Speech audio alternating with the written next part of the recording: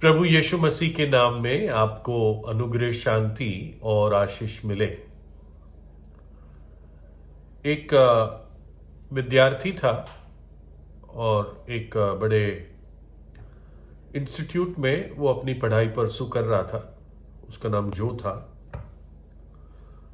और शाम को वापस अपने इंस्टीट्यूट लौट रहा था, शायद हॉस्टल भी वहीं होगी।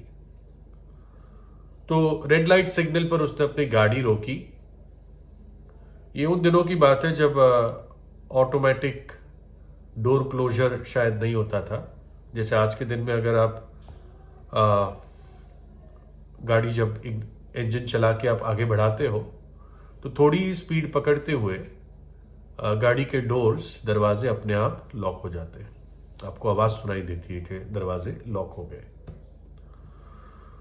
तो इसकी गाड़ी में ऐसी कोई फैसिलिटी नहीं थी, मैन्युअली यानी हाथ से ही बंद करने पड़ते थे और ज़्यादातर लोग इसका ध्यान रखते नहीं हैं। बस के दरवाजे सही बंद है ये देखते हैं, लॉक करने की बात ज़्यादातर लोग इस पे ध्यान देते नहीं हैं, आम जनता।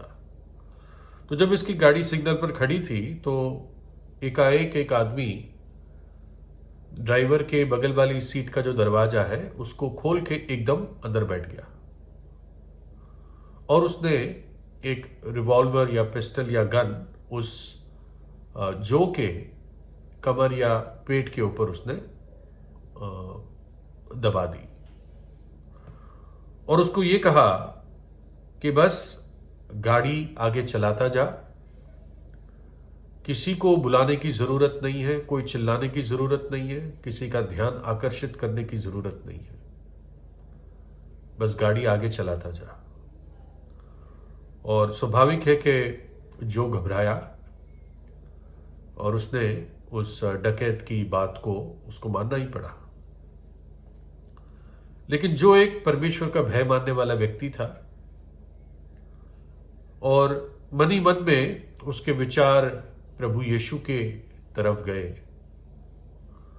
और उसके मुंह से एक वाक्य निकला और वो वाक्य ये था कि मेरे लिए तो जीना यीशु मसीह है और मर जाना मेरे लिए लाभ है। मेरे लिए जीना यीशु मसीह है और मर जाना मेरे लिए लाभ है। तो वो डकैत ने एकदम, उसको अजीब सा लगा ये क्या बोल रहा है और कहा कि क्या बातें कर रहा है तू, तेरा दिमाग ठीक है क्या?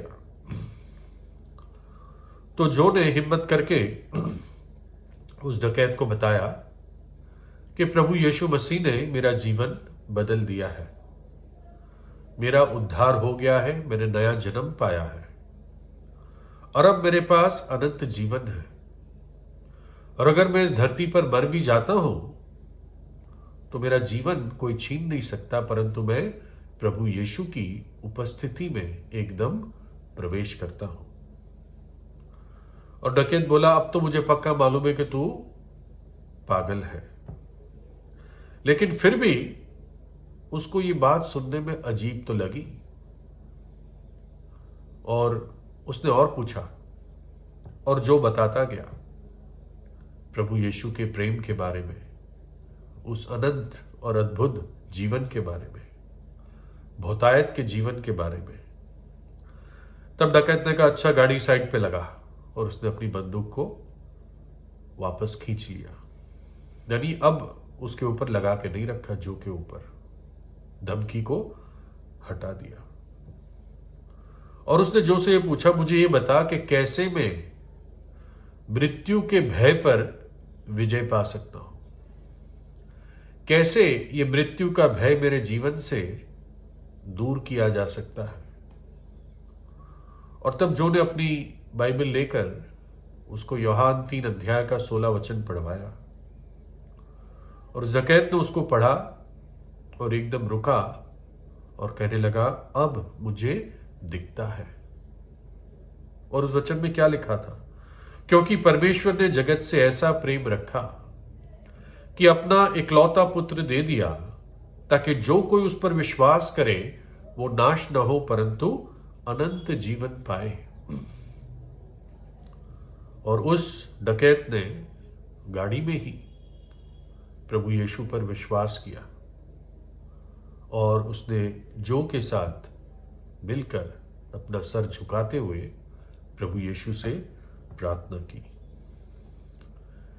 एक परमेश्वर के वचन के, पवित्र शास्त्र के वचन से एक डाकू संत बन गया। और वो वचन क्या था कि मेरे लिए जीना तो यीशु मसीह है, परंतु मर जाना मेरे लिए लाभ है। वास्तव में ये शब्द एक व्यक्ति जिसका नाम सॉल था उसके लिखे हुए थे, परमेश्वर की प्रेरणा से। ये व्यक्ति सॉल, जब उसने ये वचन लिखे तब वो उपद्रव का अनुभव करता था उन लोगों से जो उसको सताते थे उसके विश्वास के कारण, क्योंकि वो प्रभु यीशु पर विश्वास करता था। लेकिन पहले वो ऐसा नहीं था। पहले वो प्रभु यीशु के विश्वासियों को सताता था,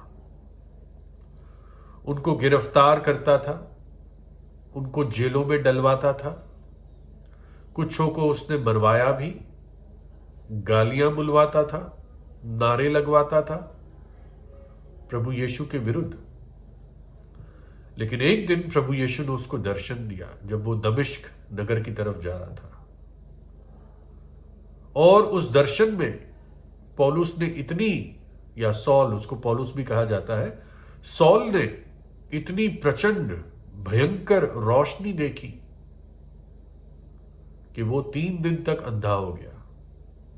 जब तक प्रभु यीशु के एक विश्वासी ने आकर उसके लिए प्रार्थना नहीं की, वो 3 दिन तक अंधा रहा।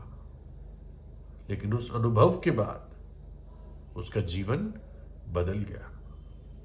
वो प्रभु यीशु के शुभ संदेश का एक प्रचारक हो गया। दुखों में, संकटों में, दूर और पास जगहों में, छोटे और बड़े लोगों में, सबके बीच में प्रभु यीशु का संदेश देने लगा कि अपना मन फिराओ, अपने पापों से पश्चाताप करो और प्रभु यीशु पर विश्वास करो तो उद्धार पाओगे। और ये सॉल बाद में अपने विश्वास के कारण रोमी सल्तनत ने इसको गिरफ्तार किया। आखिर में जो पागल राजा नीरो था उसने सॉल की गर्दन को कटवा दिया। लेकिन जब वो जेल में था, मुश्किलों में था, तब उसने ये वाक्य लिखा था कि मेरे लिए जीना तो यीशु मसीह है, परंतु मर जाना मेरे लिए लाभ है। क्या कहना चाह रहा था वो ये कह रहा था कि मेरा जीवन का सब कुछ, जो भी आज मैं हूं, मैं प्रभु यीशु का कर्जदार हूं। उसने मुझे भयानक दंड से बचा लिया है। इतना ही नहीं, उसने मुझे क्षमा प्रदान की है, मेरे पापों की क्षमा प्रदान की, और क्रूस पर मेरे खातिर मर गया, अपना पवित्र लहू मेरे लिए बहा दिया। इतना ही नहीं, मेरे पापों की सजा को अपने ऊपर सह लिया, पाप को अपने शरीर में क्रूस के ऊपर उसने उठा लिया, मेरे पापों को उठा लिया। और यही सॉल कहता है, पौलुस कहता है, परमेश्वर के पुत्र ने मुझसे प्रेम किया और मेरे खातिर अपने आप को दे दिया, मेरे खातिर बलिदान हो गया। और उसके बलिदान के पीछे कारण क्या था? उसका प्रेम था। और फिर वो कहता है, अगर मैं मर भी जाऊं तो मेरे लिए लाभ है, क्योंकि प्रभु यीशु ने कहा, जो कोई मुझ पर विश्वास करता है, अगर वो मर भी जाए तब भी वो जिएगा। पौलुस जानता था कि अगर नीरो राजा, रोमी सल्तनत या कोई भी मुझे मार देगा तब भी मैं परमेश्वर की उपस्थिति में ही प्रवेश करूंगा और उस भयानक नरक के दंड को नहीं देखूंगा जो उनका भाग है जो पाप में मरते हैं। उस अनंत काल के नरक की आग जहां का कीड़ा मरता नहीं है। तो इसलिए सौल या पौलुस इस बात को कहता है कि मेरे लिए तो जीना मसीह है, यीशु मसीह है, परंतु मरना मेरे लिए लाभ है। वैसे और एक डाकू था जो प्रभु यीशु के दाएं या बाएं क्रूस पर चढ़ाया गया था, और उसने भी एक वाक्य सुना प्रभु यीशु के मुंह से, पिता इन्हें क्षमा कर, ये नहीं जानते ये क्या कर रहे हैं। और तब उस डाकू का भी दिल टूट गया। उसने कहा, हे प्रभु यीशु, जब तू अपने राज्य में आए तो मुझे स्मरण रखना। और प्रभु यीशु ने उसे कहा कि तू आज ही, मैं सच सच कहता हूं, तू आज ही मेरे साथ स्वर्गलोक में होगा। तो वैसे ही जैसे उस गाड़ी के मॉडर्न डाकू का उद्धार हुआ, उसने एक शब्द जो के मुंह से सुना, मेरे लिए जीना तो यीशु मसीह है, परंतु मरना मेरे लिए लाभ है ना। आपके लिए जीना क्या है और आपके लिए मरने के बाद क्या आशा है ना। सोचिए, प्रभु यीशु से प्रार्थना कीजिए। प्रभु यीशु आपको आशीष दे।